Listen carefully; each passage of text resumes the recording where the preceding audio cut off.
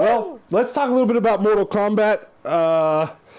Oscar Prank, great timing. He said Mortal Kombat was badass. I agree, but I think there's a lot to say about it because I think a lot of people looking for a pretty traditional movie experience with the Mortal Kombat movie probably didn't get much out of it. So you guys, that being said, you guys definitely comment below and let me know what you thought about it. We're not going to get too spoilery about it because there's no reason to. There's nothing to spoil, really. Well. It's Mortal Kombat. You could have almost spent exactly much time playing the game and got almost the exact same experience. There's a tournament, people fought. Yeah. That's literally, I mean... the whole story. What did you, before I give my full thoughts on it, what did you think? Like, as someone who... Okay. As someone who has literally never played a Mortal Kombat game. Never, ever? Ever. Okay. I know what Mortal Kombat is, but honestly, I didn't really know what Mortal Kombat was until you started game collecting. So I didn't really know anything about it. So I haven't watched the last movie, that's for sure. But this one, you know, you kind of during the movie were like, oh, that's so-and-so. Oh, that's so-and-so. And I'm like, oh, okay, cool. Right.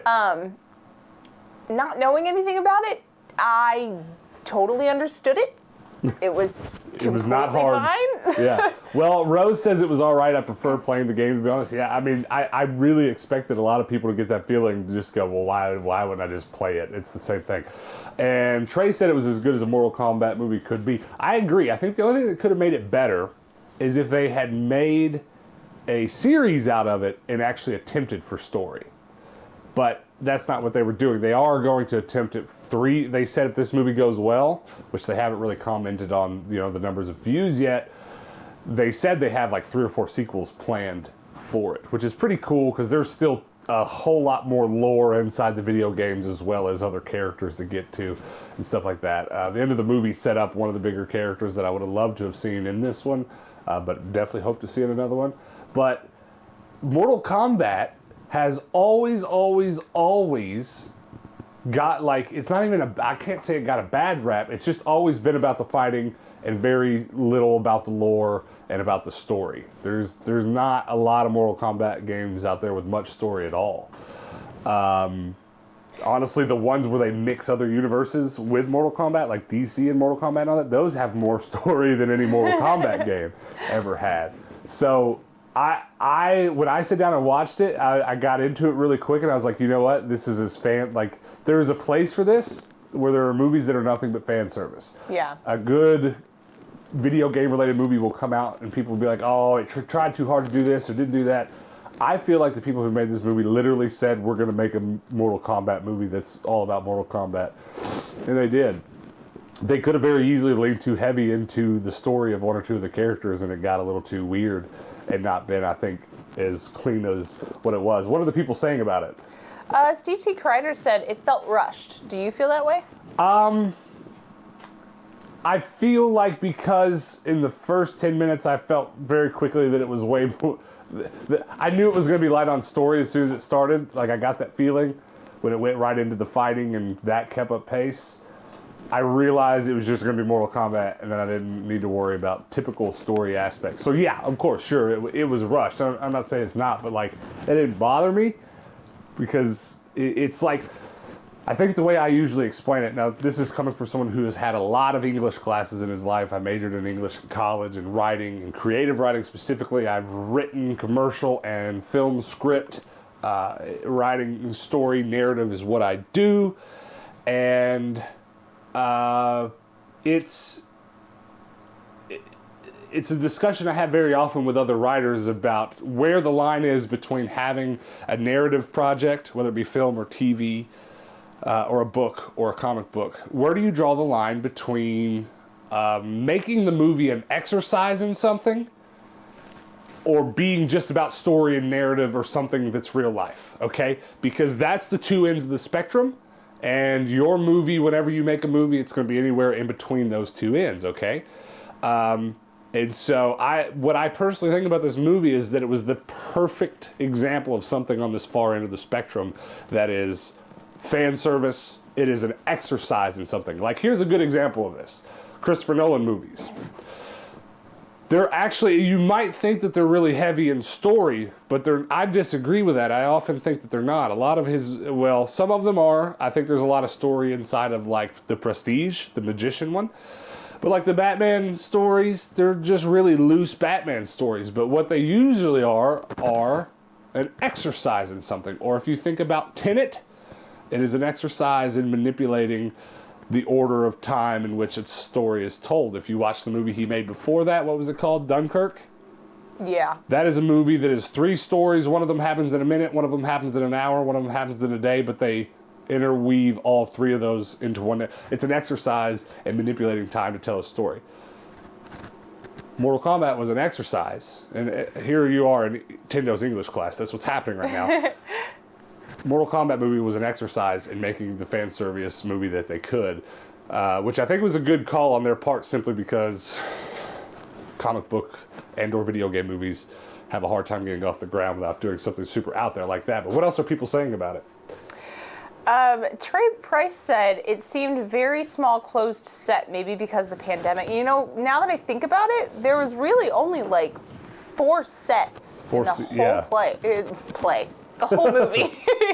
It'd be interesting to see. It's going to probably either be that, or it's going to be one of those things where they've. I don't know how many of you are going to be familiar with this, but the Star Wars, the new Mandalorian series, was all shot on the exact same stage, and the stage itself is this wonderfully brilliant backlit stage that it's all big giant TV screens around them, so that they set up the stages like that.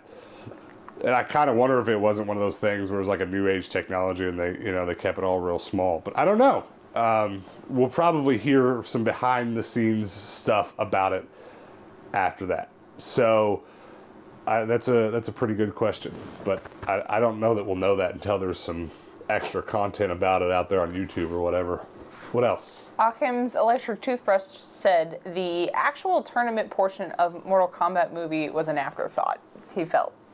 What do you think? Did they even really get to the tournament? I'm actually still kind of confused on that. It felt like they're setting up the action. They kind of got together and fight, but it was all still behind the rules. I think it was unclear. I think they're setting up for the tournament to actually happen in the second one.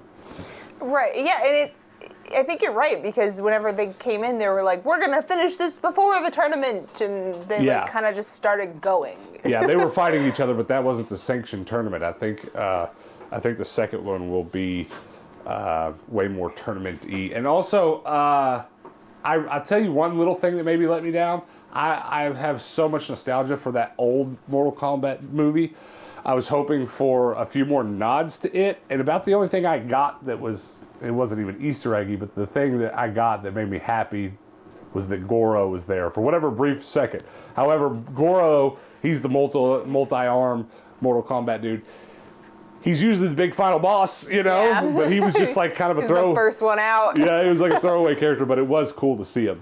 Well, I know that Mortal Kombat is a iconically brutal game, but my thought through the whole movie was like there could be about half as much blood in this and it would be completely fine. For sure, and that was the gory. That was the funny thing watching it with you. You kept commenting on how gory it was, and I was like, "It's real." And I said to you at one point, I stopped it, I paused it, I said, "It's really hard to convey to you how much Mortal Kombat was about the gore."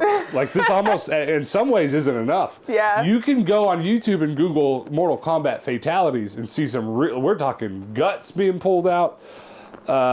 I'm just gonna humor me real quick.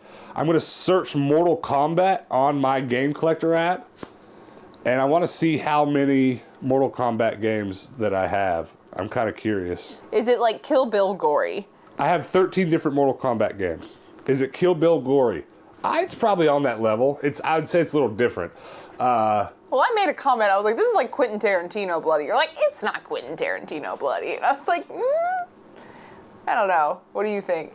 The level, I would say it's that level, yes, but it's also different because Kill Bill and Tarantino movies are more about the blood. You know what I mean? There's often some guts and weird stuff, but it's about how much blood can we spray and pump out. This was like, go play Mortal Kombat. It was like final fatality, rip his guts out stuff. Or Jax's arms being ripped off, which is like a rite of passage for any. Well, when you told me that his arms were definitely going to be ripped off, I was like, oh God, I don't know if I can deal with arm ripping. The way that they did it, I felt made it a little bit more easy to stomach. Right.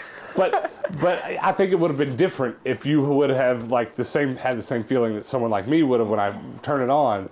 Oh, that's Jax. His arms are going to get ripped off. Yeah. Like, I was ready for it from the moment he walked on screen. But as someone who hasn't really played it, And yeah, Latina Lantern said Jack's wheelhouse punch did not happen. There's a lot of that kind of stuff that kind of, you want that fan servicey, what's the bicycle kick with Liu Kang, and my favorite Mortal Kombat character is Raiden, so there's a whole bunch of Raiden stuff I was hoping for that kind of didn't come through, but... Is he your favorite character? On Mortal Kombat, yeah, for sure. You can play as him, right? Like, you can fight with him. Yeah, in the game. But he's also, like, when you think of no spine fatality, but we did get, and honestly it wasn't as awesome as the video game, we did get the Liu Kang, Hannah called this one out, the dragon biting the head off, except it was really just flames burning the dude, which was interesting. In the game, it was like a thing of legend. It was almost a myth because nobody could pull it off. When I was a kid and you talked to your friends about playing Mortal Kombat, one of the, I think like the Sega one, you punch somebody, right? Do you understand this? And then it says finish him. You got this like 6-second window to finish the character, right? Like a power move? Do your power move. So a lot of the times you do the fanciest thing you can think of, but every character on this game had this like special sequence if you pressed it just right. And it was like down, left, up, right, A, B, C, you know what I mean? Like it was hard to get the timing right, but if you did it, Liu Kang would turn into a dragon and rip a dude's head off. That's crazy. And I remember people talking about this while I was growing up.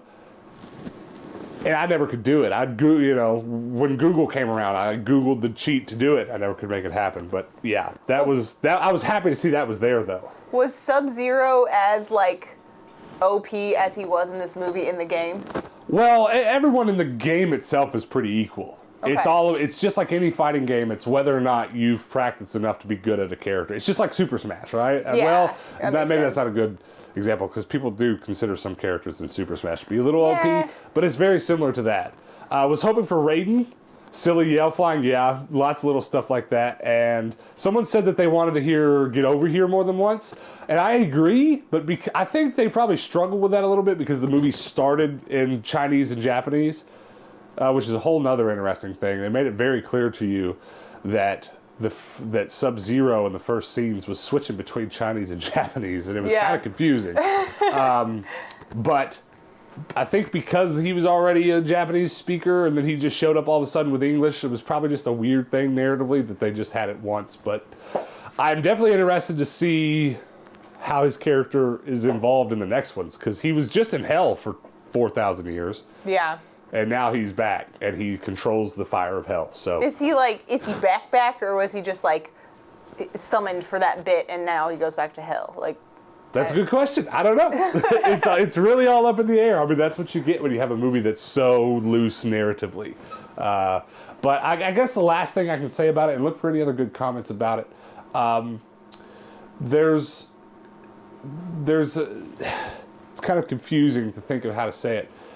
There's a lot of things in the movie that, you could see the story going places. But I don't know if there's 4 more of them, whether I hope they keep on doing the same or dig into the story. I don't know. There's a lot of it I'd like to see story, but I don't think there's any way they would have room for story unless they made a series out of it. Which I'm actually kind of confused about because... it's a streaming service, and movies are good, and I get they want to get back into making movies now that COVID's hopefully going to be over, knock on wood. But I don't know how they do it with just 4 more hour-and-a-half-long movies. I hope we get an announcement that it was successful and they're going to do a series. That's all I'm going to say. There was a cheat code that turned blood on for Super Nintendo. Yeah, that was another thing. Nintendo didn't like the level of brutality when the first one came out. Well, that's a clever way to incorporate it without getting your parents upset at the company. Like, well, I mean, you can do it, but it's kind of like you got to figure out how to do it. Yeah, Donald says 3 more movies coming. I couldn't remember if it was 3 or 4. Oh, wow, okay. And thanks, Derek, for letting us know. We just hit 200 viewers. You guys that are just rolling in, hit the like button before we go too much further. But yeah, I think that's enough said about that. I was happy that it was made. There's a long-standing accepted norm now that video game movies suck and aren't going to do well. And I kind of want to give a round of applause for the movie makers for just making literally a video game movie. Yeah. Do you know what I mean? It was entertaining. Yeah, So it was I good. appreciate that.